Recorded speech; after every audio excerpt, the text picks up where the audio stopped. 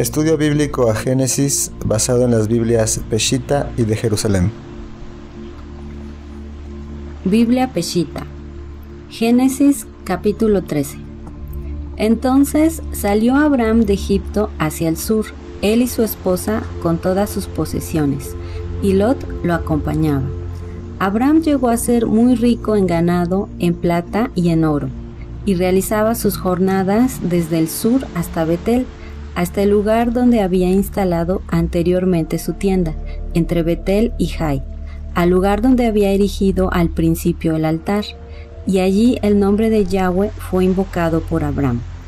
Pero también Lot, que andaba con Abram, tenía ovejas, toros y tiendas. Eran muchas sus posesiones. Por tanto, no les era suficiente la tierra para habitar, porque se habían multiplicado mucho sus posesiones, y no era posible que habitaran juntos. Aconteció que se suscitó un altercado entre los pastores del ganado de Abram y los pastores del ganado de Lot. En ese entonces habitaban en la tierra los cananeos y los fereceos. Y habló Abram a Lot diciendo: No haya altercado entre tú y yo, ni entre tus pastores y mis pastores, por cuanto somos hermanos. He aquí, estando toda la tierra delante de ti, apártate de mí. Si tú vas a la derecha, yo iré a la izquierda, y si tú vas a la izquierda, yo iré a la derecha. Abram se redimió de su pecado, salió de Egipto y regresó a Canaán, gracias a Dios que le protegió del faraón. Abram consiguió dos cosas que le causaron pesar: grandes riquezas y una mujer egipcia llamada Agar. Abram y su sobrino Lot tenían gran abundancia, y a causa de esta riqueza surgieron disputas entre sus pastores por los pastizales, por lo que Abram decidió que lo mejor era separarse. Abram se quedó en Canaán y Lot se fue a las llanuras de Sodoma. Sabemos cómo fue Sodoma. Este apego familiar le costó a Abram grandes conflictos que más adelante podremos leer. Este versículo bíblico donde se menciona que Abram llegó a ser un hombre muy rico es la excusa que usa el falso evangelio de la prosperidad para mentirle a la gente diciendo que Dios te hará rico si das grandes ofrendas monetarias. Esto es falso. Dios nunca prometió hacernos ricos. Dios nos da riqueza espiritual, sabiduría, protección, vida eterna, herencia en el cielo, y sin duda cubre todas nuestras necesidades, porque Dios nos bendijo con toda bendición espiritual en lugares celestiales, pero no nos prometió riqueza a cambio de ofrendas monetarias. Hay que recordar bien lo que dijo: es más fácil que un camello entre por el ojo de una aguja a que un rico entre al cielo. Dios nunca se contradice y nos da un mensaje claro diciéndonos que el amor al dinero es el origen de todos los males. Los ricos sin duda adoran a Satanás. Su riqueza se construye a base de pecado. Esta obsesión por el dinero es la que te aleja de Dios. El día a día de pensar cómo generar más ingreso convierte el dinero en tu nuevo Dios. Por lo tanto, si Abraham fue un hombre rico a causa de que Dios le protegió y lo bendijo, esto no lo convierte en una promesa de riqueza para ti o para mí. No se dejen engañar por los falsos evangelios de la prosperidad. Es mejor buscar el oro refinado de la sabiduría divina. Biblia de Jerusalén, Génesis, capítulo 13, versículo 10. Lot alzó la vista y contempló la vega del Jordán, toda ella de regadío. Parecía el jardín de Yahvé, como Egipto cuando se llega a Zoar. Eligió pues Lot para sí toda la vega del Jordán, y se trasladó al oriente. Así se apartaron el uno del otro. Abraham se estableció en Canaán, y Lot en las ciudades de la vega, donde plantó sus tiendas hasta Sodoma. Los habitantes de Sodoma eran muy malos y pecadores contra Yahvé. Dijo Yahvé a Abraham, después que Lot se separó de él: alza la vista y mira desde el lugar donde estás hacia el norte, el mediodía, el oriente y el poniente. Pues bien, toda la tierra que ves te la daré a ti y a tu descendencia para siempre. Haré tu descendencia como el polvo de la tierra, tal que si alguien puede contar el polvo de la tierra, también podrá contar tu descendencia. Ponte en marcha, recorre el país a lo largo y a lo ancho, porque a ti te lo he de dar. Y Abraham vino a establecerse con sus tiendas junto a la encina de Mambré, que está en Hebrón, y allí edificó un altar a Yahvé. Aquí podemos notar cómo dentro del carácter de Abraham, que en su generosidad para que no continuara el conflicto con los pastores, le permitió a su sobrino Lot que él eligiera la tierra donde quería estar.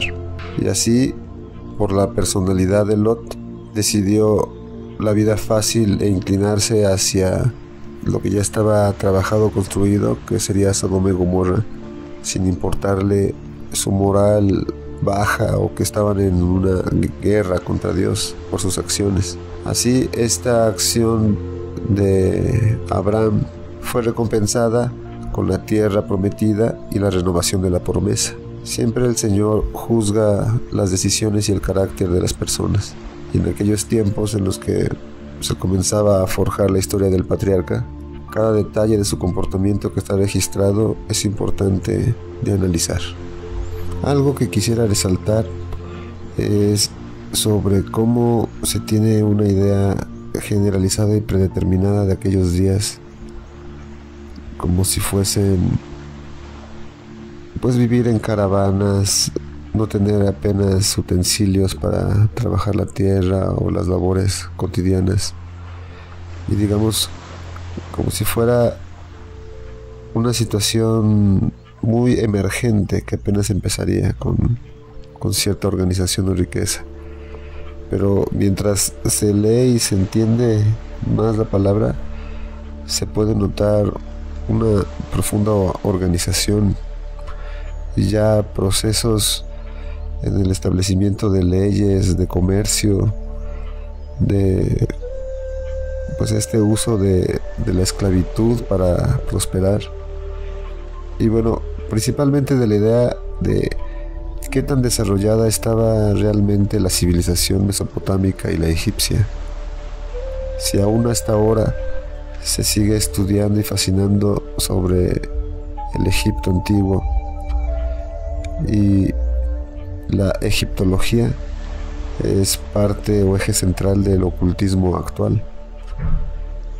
De hecho, las escuelas de los misterios, de las logias y grupos secretos o discretos, constantemente hablan y se enorgullecen de que ellos conservan los secretos precisamente egipcios y de Babilonia. También dentro de estas teorías alternativas de la historia se habla de que parte del gran esplendor que emanaba Egipto era que tenía alguna especie de forma de iluminar su territorio aún en la noche, como digamos en esta también idea de la historia robada que tenemos, los vestigios del imperio tártaro u otras civilizaciones que se servían del éter para iluminar las estructuras y tener lo que ahorita nosotros conocemos como luz eléctrica cableada, pero mediante otras formas, ¿no? Ciencia manifestada de diferentes formas que inclusive podemos considerar más avanzada que la actual. Y de ese contexto fue del que se separó a Abraham, pero con un conocimiento previo, más complejo del que se da por hecho siempre en estas ilustraciones tipo testigos de Jehová o de iglesias, donde siempre los ponen de maneras muy humildes, siempre con sus caballos o sus camellos sus vestidos de tela y siempre una situación de que cavaban los pozos con palas y palos. Pero es bueno tener presente siempre estas visiones alternativas de la historia.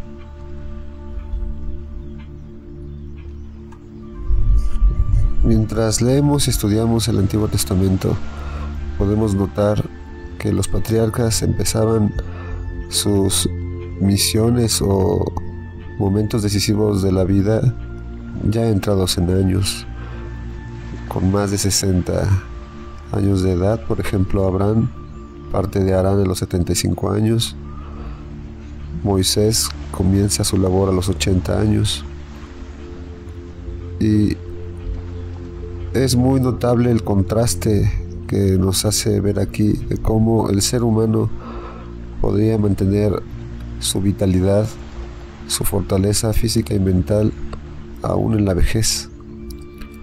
Y en contraste, actualmente ahora se considera inútil y despreciable al anciano, al adulto mayor. Eso desde el punto de vista de la sociedad capitalista, por así decirlo, en el que el humano es un obrero y nada más, y su utilidad es valorada en la medida en la que puede sacrificar su vida y su libertad para ser productivo. Pero una vez que ya alcanzó esa cuota de esclavitud y ya finalmente es dueño de su tiempo libre, se le desprecia como un peso muerto o una carga. Y eso no solo de parte del gobierno, sino muchas veces de las mismas personas.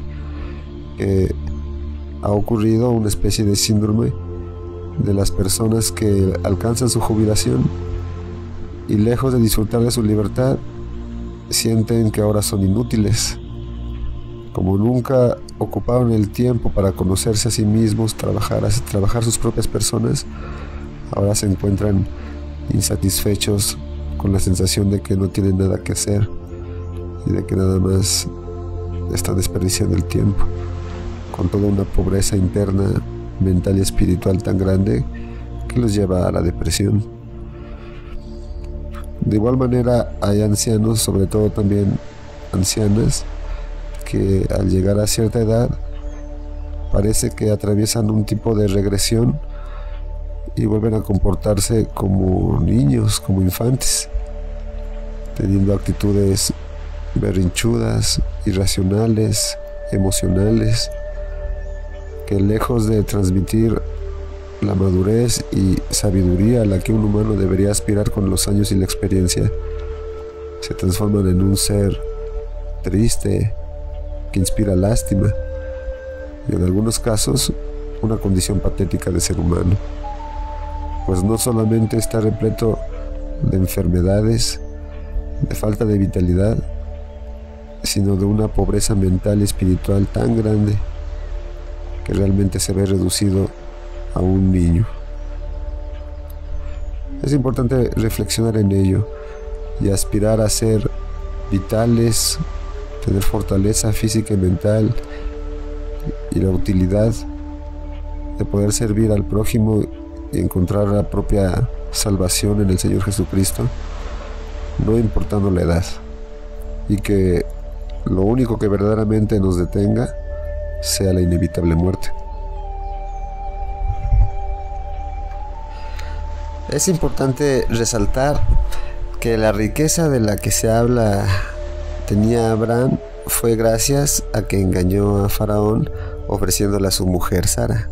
Es importante notar que desde esos tiempos hasta ahora, para las mujeres bellas que se prostituyen, es más fácil tener abundancia económica.